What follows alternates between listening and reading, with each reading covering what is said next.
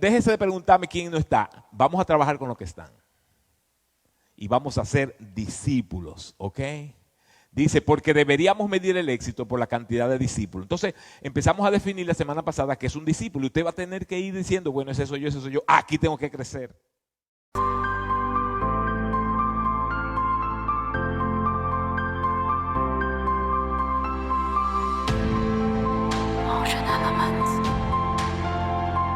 Hoy vamos a continuar con el mensaje que empezamos la semana pasada. Van a oír todo este verano de este tema. De hecho, cuando venga Bishop Matera, él va a hablar de este tema también desde su ángulo. Porque yo les dije que mi esposa y yo hemos estado en este entrenamiento por más de un año y es un entrenamiento espectacular que él está dirigiendo de nuevo con un grupo de personas de alrededor del mundo, con un material revolucionario.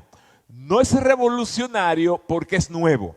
No es revolucionario porque se inventó algo nuevo. Es revolucionario porque nos ha retornado al origen de la iglesia y el propósito de Dios cuando lo estableció. Y usted, a medida que vamos manejando esta conversación y este material, se va a dar cuenta cuánto lo que creemos que es iglesia ha sido tergiversado y ha sido contaminado. ¿Ustedes cuántos conocen el juego del teléfono? ¿Cuántos conocen el juego del teléfono? ¿Ustedes conocen?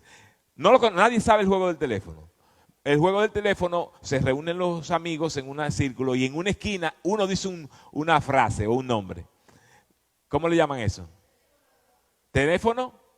Roto, teléfono roto. Bien, empieza una frase y le sigue la otra, y le sigue la otra, y le sigue la otra. Y cuando termina, ¿qué sucede cuando termina? Totalmente diferente, ¿cierto? A cómo empezó. Pues eso pasa con los conceptos. Y el concepto de iglesia empezó como un teléfono de parte de Dios, Jesús, el libro de los Hechos. Y cuando llegamos a donde estamos nosotros, ya dices, no tiene a veces conexión con el inicio. Sí tenemos las mismas escrituras, sí tenemos las mismas enseñanzas, pero el contexto de esas escrituras se ha perdido completamente. Entonces nosotros, después de tomar todo un año tomando este entrenamiento, vamos a retornar en la medida de lo posible. Esto es un proceso que dura mucho tiempo, porque cuando usted ya se acostumbra a practicar iglesia de una forma, tratar de modificar, cambios son difíciles para todo el mundo, pero queremos acercarnos lo más posible y en ese proceso es que vamos a estar envueltos y cada uno de ustedes va a poder participar. Vamos a empezar.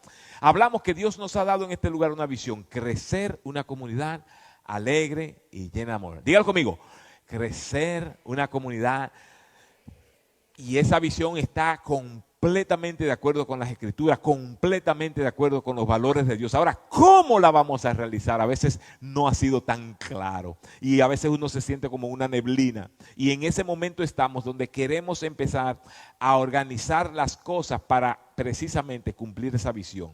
Hemos hablado que ¿qué hacemos? Y aquí viene la clave. Esa es la visión, pero ok, la visión es un sueño, pero hasta que no se implementa no sirve de nada. ¿Cómo lo vamos a hacer? Y esta frase es muy importante, porque esto es lo que hemos hecho, excepto que la última frase es la que vamos a implementar primero, porque es como cuando usted llega a una casa y ha tenido 2 o 3 semanas que no la limpia y no la recoge, y entonces llega y dice, hoy voy a recoger, pero no sabe por dónde empezar. ¿Le ha pasado? Y entonces, wow, empiezo por la cocina o empiezo por la sala, usted no sabe por dónde empezar.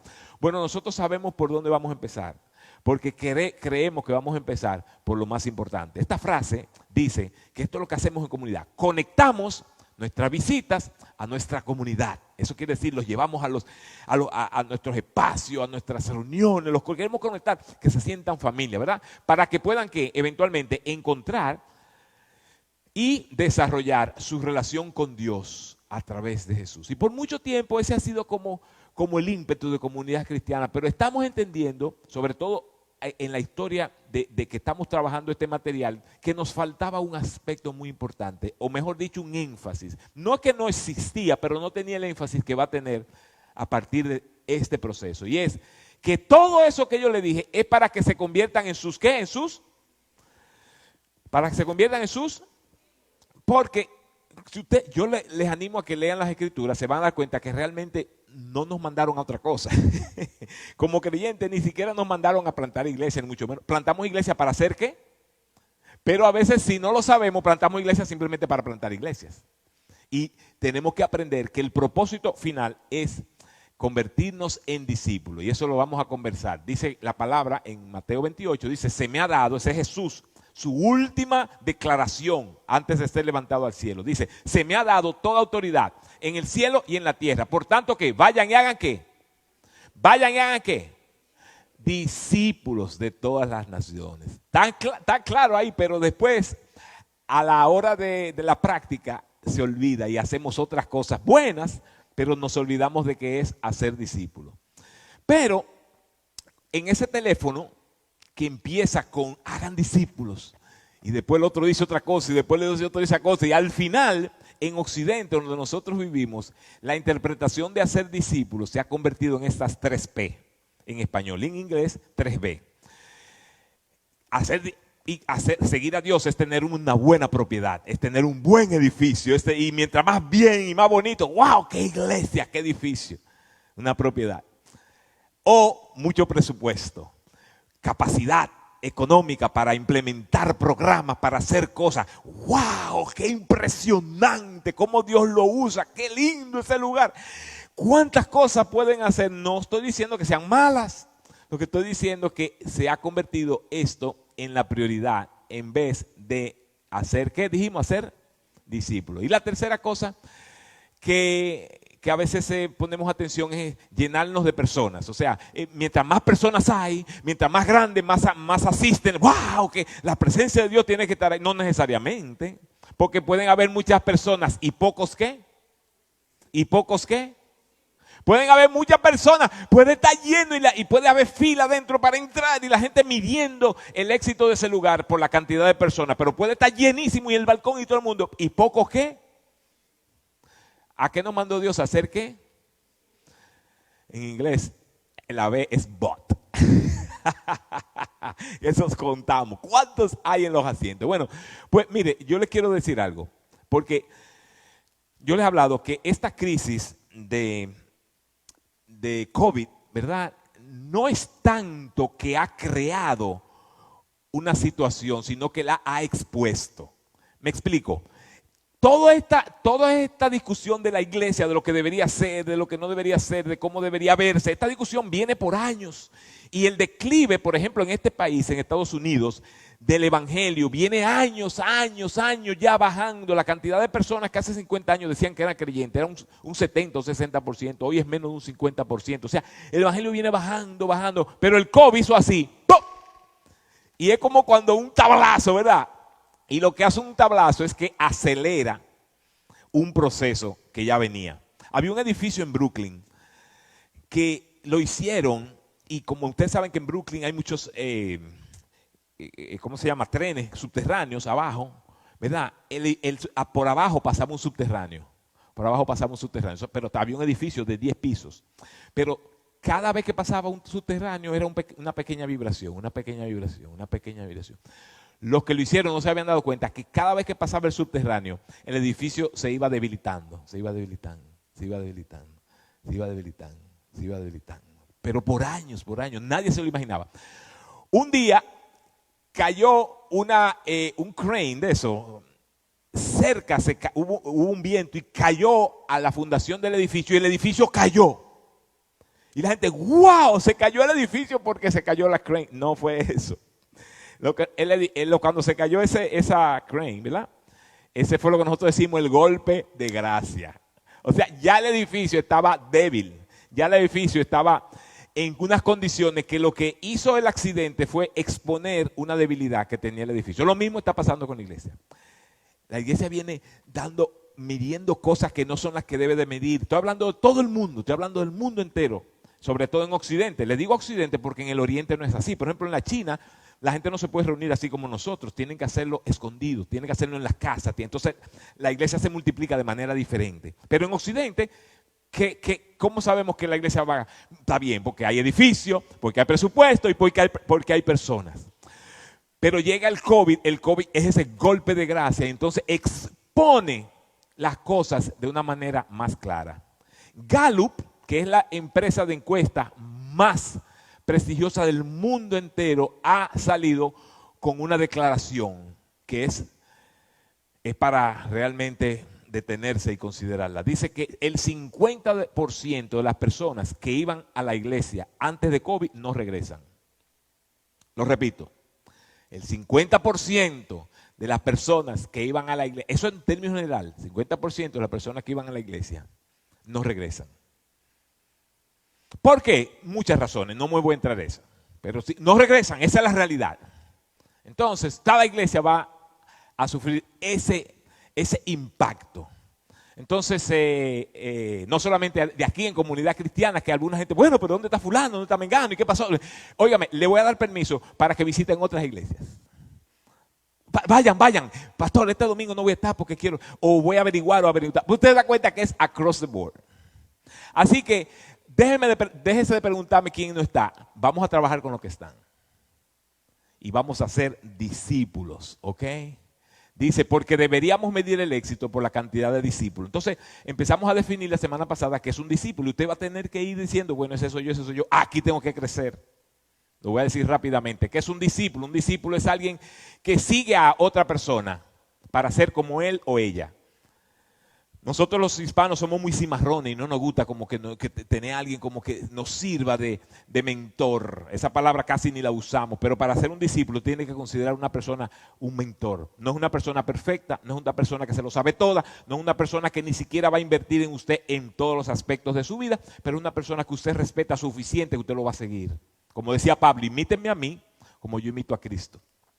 Un discípulo es una persona que ama a su familia espiritual.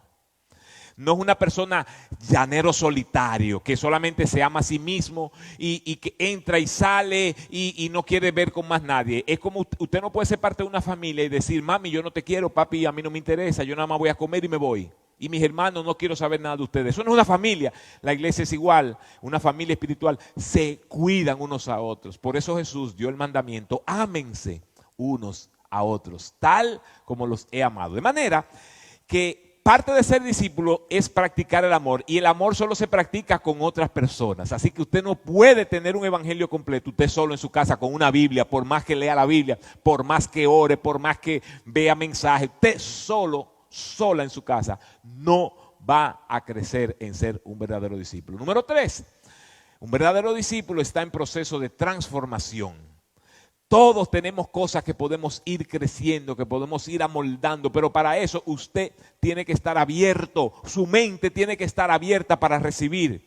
En estos días que estoy manejando un proyecto con un gran líder, yo estoy disfrutándolo porque estoy absorbiendo y me apunta cosas y me señala cosas, y yo estoy inmediatamente apuntando, si no en mi mente, por lo menos en algún lugar. ¿Por qué? Porque yo quiero seguir siendo transformado. Yo quiero ser mejor padre, quiero ser mejor líder, quiero ser mejor pastor, y eso solamente sucede si estamos abiertos para ser transformados. Número 4, un verdadero discípulo está en proceso de transformación, de multiplicación. Quiere decir que cuando hay un momento donde no nos quedamos con esa cosa buena, maravillosa que recibimos de Dios, sino que queremos que otros la tengan, como Andrés, que buscó a Pedro y le dijo, ven Pedro, ven para que oiga de Jesús. Y hoy conocemos tanto de Dios porque Andrés se multiplicó en Pedro y Pedro vino a ser eventualmente uno de los discípulos. Número 5, un discípulo paga un precio. El precio mío quizás no es el precio tuyo.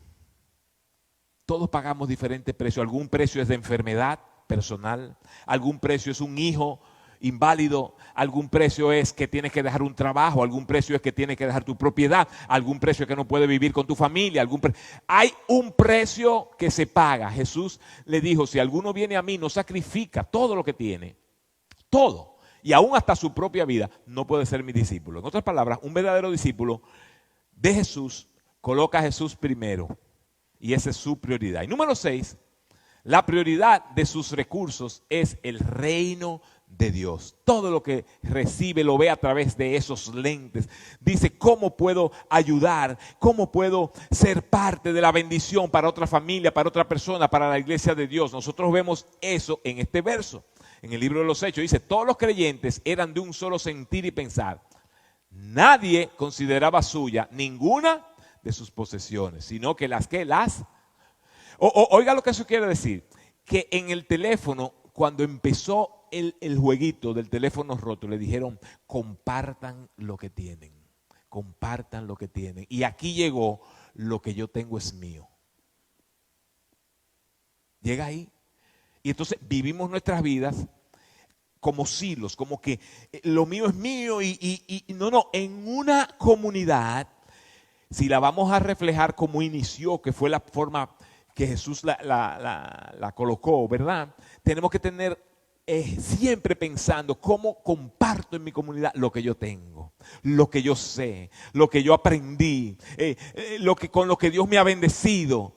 Un verdadero discípulo piensa de esa manera. Entonces vamos ahora a añadir algunas otras características de esa iglesia del primer siglo. En esa iglesia del primer siglo, la iglesia misma, o sea, la comunidad, fue el centro de la comunidad. ¿Qué quiere decir? Que no fue la escuela, que no fue el gobierno, que no fue el país.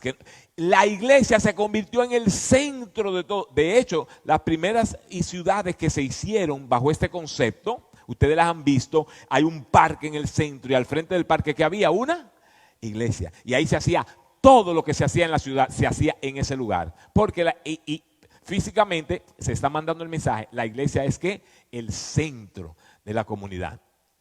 Número 2, y esto es muy importante, la iglesia es una familia de familias. Oiga lo que eso quiere decir, que la iglesia no es una organización, sino un organismo. En una familia hay formas de manejarse, ¿verdad? Uno más o menos aprende a tener respeto, a cuidarse, todo. Pero ¿cuántos tienen hermanos y hermanas que creciendo peleaban y salían huyendo y le daban golpe y los jalaban por los pelos si tenía pelo y se caía y lo dejaba? ¿Cuántos pasaron por eso? ¿Cuántos, verdad? Todos tienen eso, ¿verdad? Pero cuando llegaba la noche, la cena, ¿dónde estaban? Toditos ahí. ¿Verdad que sí? Estaban ahí, o sea, en una familia uno aprende a manejarse con esa dinámica. Y cuando usted ve la iglesia con esa familia, esos son otros ojos. Porque cuando usted ve la iglesia como una familia, usted no la ve como un lugar perfecto donde usted es un cristiano, no debería de suceder. Porque ustedes deben saber. No, en una familia aún se quieran, aún se aman, suceden cosas. Y una persona en un pique, en un coraje, ¿verdad? Tiene la disciplina. ¿A cuánto le tocó la chancleta? Una chancleta, que le hayan dado una chancleta y que se le hayan marcado esa chancleta en un momento de pique, en un momento de coraje. Y nunca es bueno. Los psicólogos dicen que no es bueno con ira, ¿verdad? Pero sucede, o sucede o no sucede. Y yo no conozco a nadie que se haya muerto por una pela de chancleta todavía. ¿Ustedes conocen a alguien? Se murió fulano que le dieron una pela. No, nadie. ¿Qué quiere decir? ¿Qué pasa? ¡Que seguimos para adelante!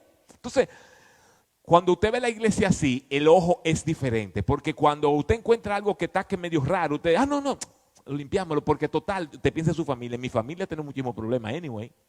Aquí van a ver igual.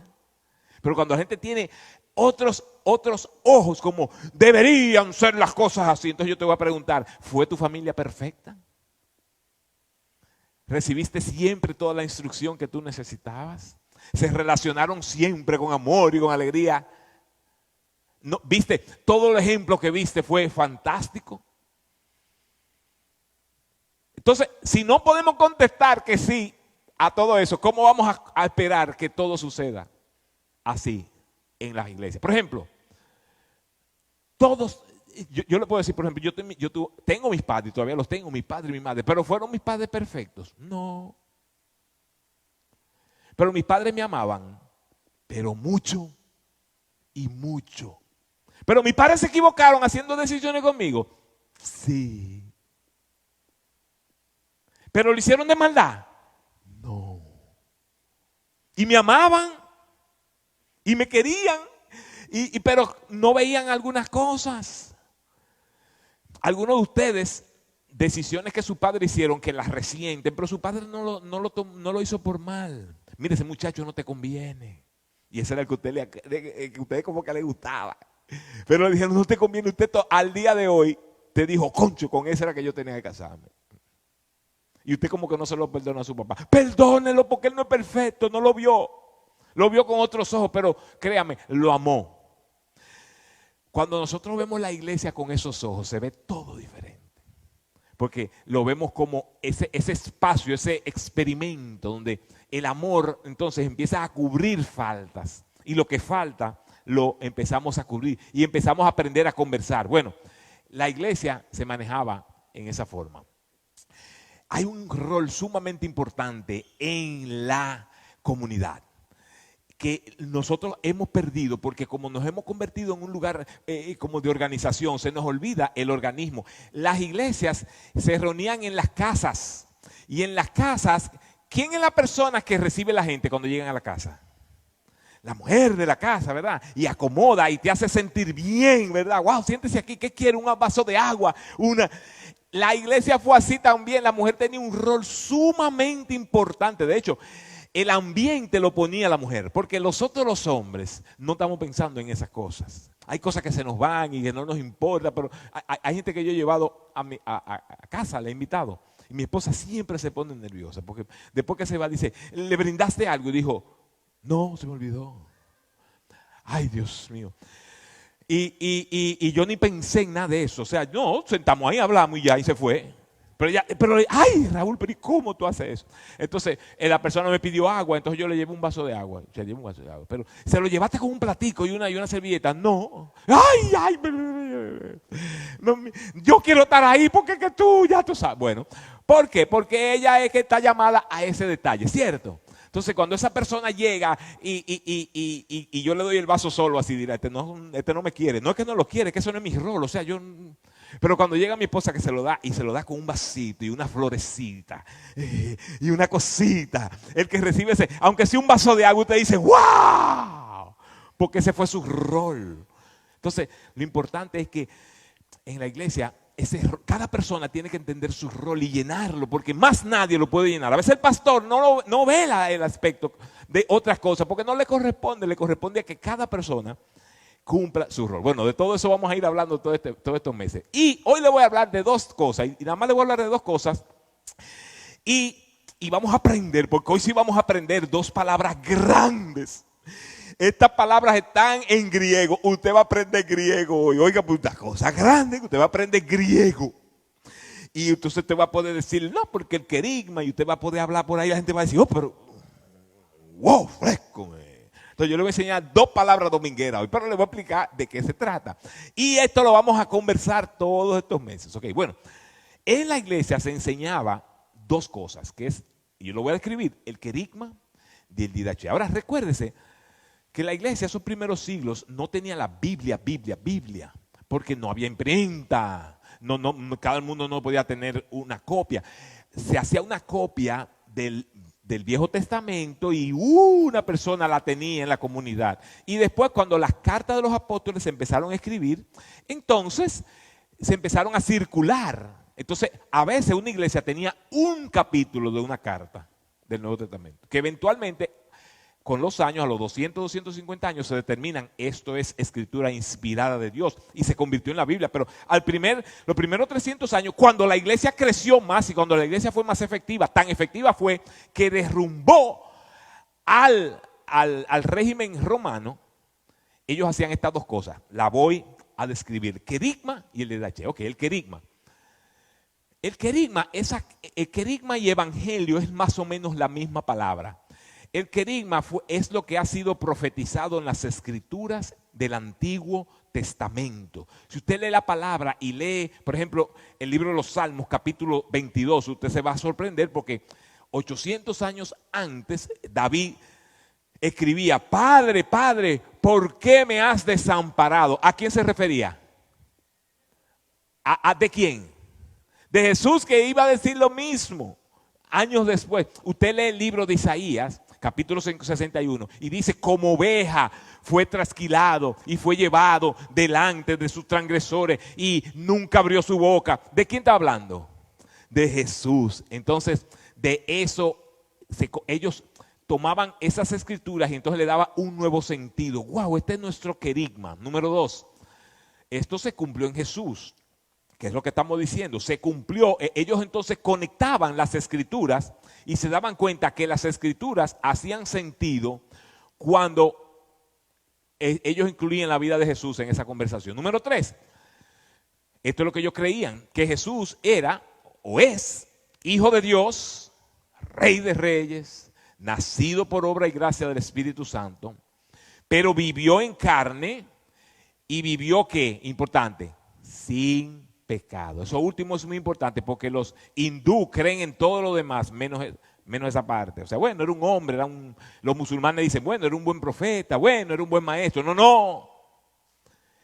Este es el querigma, hijo de Dios, rey de reyes, nacido del Espíritu Santo, pero vivió sin ¿qué? Vivió sin la única persona. Ok, número 3. Número 4.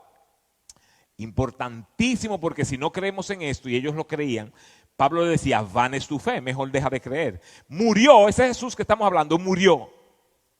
Fue sepultado, ¿duró cuántos días? 3 días. ¿Y qué sucede al tercer día?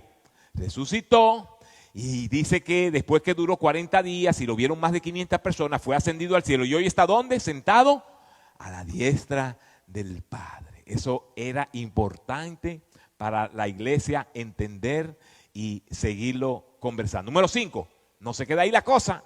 Él volverá de nuevo y establecerá su reino. Todo el mundo está de acuerdo en ese punto. En lo que no están de acuerdo muchos teólogos, y yo no voy a discutir eso hoy, ni me gusta discutir ese punto, es cuándo va a ser eso, ni cómo va a ser eso. Hay unos que hablan de una tribulación, de un rato, de otro. El punto es, óigame, que volverá. Volverá. Porque así mismo dijeron los ángeles, cuando Jesús se levanta, dice, ese mismo que ustedes ven que va subiendo, ¿qué dice? Volverá de nuevo. Y entonces la iglesia hablaba de ese punto. Número 6, los que creen en lo que estamos hablando, los que lo aceptan, los que entienden, wow, sí, esto hace sentido, este Jesús para mi vida, y reciben entonces perdón de pecados. Eso es, ese era lo que yo le acabo de resumir, el querigma. La iglesia tomaba tiempo para conversar eso, para decir, wow, pero cuánto sentido hacen las escrituras. Si usted mira a Jesús dijo esto, Jesús dijo aquello, mira cómo murió, cómo fue profetizado, tremendo. Entonces eso le daba fe, decía, pero si se dijo tanto de él y se cumplió exactamente, pues lo demás es real. Él vuelve, él regresa y él es que perdona pecados. Eso es el querigma. Pero esa es una parte. La segunda parte es el didaché. El didaché es la instrucción de cómo, entonces, con ese conocimiento del querigma, ¿qué vamos a hacer? Y aquí es que llegan los escritos del Nuevo Testamento. Aquí es que llegan las cartas de Pablo, aquí es que llegan las cartas de Pedro, aquí es que llegan las cartas de Juan, aquí es que llega la carta de Judas, aquí es que llegan las instrucciones. ¿Por qué? Porque ahora el didaché o esas cartas nos van a dar instrucciones para dejar la vida vieja y renovar su mente. En otras palabras, habíamos dicho que en el querigma los que creemos en Jesús son perdonados ¿qué? Son perdonados ¿qué? ¿Nuestros qué? Nuestros pecados. Pero no se queda ahí, ese es el inicio del proceso. Ahora para crecer. Ahora el didaché, que son estas cartas de enseñanza, nos va a enseñar y nos va a instruir cómo dejar la vida vieja y cómo renovar nuestra mente. Número 2, en este libro, en estos libros, en este didaché, entonces vamos a encontrar la lista de virtudes que debe caracterizar a los creyentes, que solo es posible por el poder de Dios. O sea, cuando por ejemplo en el libro de Gálatas hay una lista de los dones espirituales y cómo debemos de manejarnos, y paciencia, paz, benignidad, no son cosas que te dicen haz esfuerzo para que lo tengas. Lo que te está diciendo es, si de verdad tienes a Dios, Dios te va a ir empoderando para que estos sean tus frutos. Estas cosas, en otras palabras, nos está enseñando, esta lista es las cosas que van a suceder de manera natural si tú empiezas a caminar directamente con Dios. De eso se trata. Número 3, en el didaché, cada creyente participa en el servicio unos a otros para edificación de la iglesia. Eso era parte. Ellos decían, ok, estamos aquí, estamos creciendo. ¿Qué yo puedo hacer? ¿Cómo yo puedo asistir? ¿Cuál es mi don? ¿Cuáles son mis conexiones? ¿Cuáles son mis relaciones? ¿Cómo yo puedo asistir a los demás en la comunidad? Número 4, se desarrolla un patrón de relacionarse unos con otros con amor, para aceptación mutua y respeto. En otras palabras, en este didache hay instrucción clara de cómo debemos manejarnos. Por ejemplo, ustedes oyen mucho, no, que la mujer que se someta al marido, pero eso es un verso nada más que lo dice. Realmente el contexto de todo eso es aprendan a someterse unos a otros. Quiere decir que no es la mujer al marido también, el marido a la mujer también. Y cómo manejarnos en el amor, inclusive nos habla cómo manejar la ofensa. Y hay gente que no sabe manejar la ofensa, porque la gente se ofende, se va, no te lo dice, habla mal de ti y no maneja eso, pero ahí hay inclusive una forma de manejar la ofensa. Ve donde tu hermano. Ve solo primero, habla con él. Si no te oye, trae a otra persona. Si eso no funciona, entonces llévalo a los líderes. Y si eso no funciona, bueno, pues ya entonces él no quiere escucharte. Pero muy poca gente. ¿Ustedes se dan cuenta cómo el teléfono se rompió? Que arrancó así, le dijeron, miren, cuando ustedes tengan problemas, esto es lo que tienen que hacer. Vayan donde la persona primero. Pero yo le garantizo que el 99% de la gente lo hace al revés. Arrancan a hablar a todo el mundo lo que le hicieron y el último que se entera es la persona que supuestamente ofendió. ¿Se dan cuenta cómo eso, si nosotros realmente vamos a regresar a eso, va a significar un cambio de mente, de cómo nos vamos a manejar?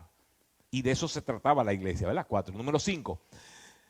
Se debe respetar al gobierno y las autoridades establecidas. O sea, el evangelio no se creó para cambiar las estructuras políticas de ninguna nación. Y eso es un problema que hay aquí en este país, que los cristianos, sobre todo los blancos, creen que están ahí para cambiar el país, para cambiar la estructura política. La palabra no habla de eso. Ahora, lo que sucede es que la palabra dice que nos manejamos con justicia, y cuando nos manejamos con justicia, Dios ve eso. Y entonces cosas suceden, pero no es para... Nosotros no estamos para formar partido político, ni para ser tan activos en perseguir cosas partidistas, porque la palabra señala que debemos de respetar nuestras autoridades. No solamente en la iglesia, sino fuera, nuestras autoridades gubernamentales. De eso habla mucho el IDH. Y número 6, cada creyente trabaja diligentemente para proveer a su familia y contribuir a la comunidad de fe. En otras palabras, no es para hacerse vago. Hay gente que se mete en la iglesia, bueno, ya yo no tengo que hacer nada porque todo el mundo está ayudando. Y no, cada miembro de la iglesia en ese momento decía, ok, yo soy responsable por mi familia. Yo soy responsable no solo por mi familia, sino que en la medida de lo posible yo voy a contribuir al beneficio de mi comunidad y de mi iglesia. Y entonces había ese sentido. Bueno, entonces, vamos a ver cuáles son las 2 palabritas. La primera fue ¿cuál? ¿Ya se lo olvidó? Son 2 palabras griegas que le estoy enseñando, 2. Tienen que verla para recordarse. ¿Cómo se llama? El querigma. ¿Quién me dice de qué trata el querigma? A ver si entendieron. ¿De qué trata? La profecía, ¿verdad? El Antiguo Testamento. ¿Que apuntaban a quién? ¿Apuntaban a? Entonces, la segunda palabra, ¿cuál es? ¿Y de qué trata el didache? Cambiar la mente. ¿Qué más? La conducta, cómo relacionarnos, de eso se trata la iglesia. Bueno, no vamos a entrar en un tiempo emocionante aquí entre nosotros, porque yo les digo, nosotros vamos a dejar de contar aquí las 3 P, ni presupuesto, ni ¿cuál fue la otra vez? Presupuesto, propiedad y persona. Fíjense de eso. ¿Qué es lo que queremos contar? Discípulos. Entonces, vamos a empezar a hacer un proceso como nunca lo hemos hecho, y todas las personas que están aquí van a poder participar. Ya tenemos el material, más o menos tenemos en la idea cómo lo vamos a hacer en grupos. Y óigame, no es con un profesor, es con un facilitador. Quiere decir que todos van a facilitar, todos van a conversar y todos van a ver qué ven en la escritura. Todo el mundo ve algo diferente. Y vamos a empezar con un material llamado Los Primeros Principios, que son estas cosas, o sea, cómo ellos manejaban cada cosa. Y vamos a entrar por ahí, y eso en algunos casos va a deconstruir cosas en nosotros, en nuestra mente. Pero yo creo que va a ser para bien. Amén. ¿Están conmigo? Amén.